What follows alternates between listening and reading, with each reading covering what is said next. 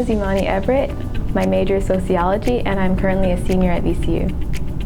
In 2020, I studied with the Critical Language Scholarship Program, and that's a scholarship that allows students to study abroad and learn a new language intensively. For 2020, because of the pandemic, it was virtual instead of in person, but I still really learned a lot. I think that even though it was just through Zoom, it was really immersive. My teachers for the program, they were based in Gwangju, South Korea, and the host institute was Cheonam University. So we had two teachers, one focused on speaking and listening and one focused on reading and writing. So altogether it was about 12 hours a week of intensive Korean language learning. We weren't allowed to speak English at all. And even though I was at home, I still felt really connected with the language and immersed in everything.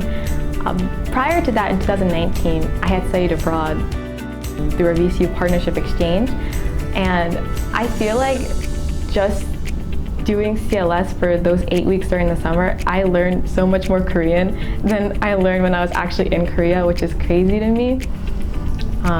But that just shows how great the teachers were and how supportive everyone on the program was.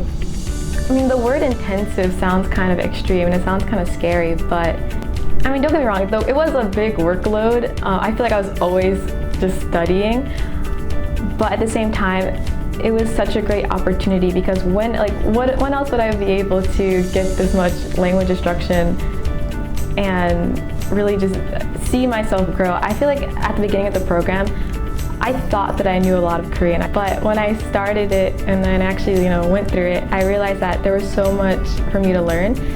And I have friends that are still in Korea, and before we only talked to each other in English, but now we can just text fully in Korean after the program. Just studying during that summer helped me so much. I feel like that's the most significant thing, was my language gain.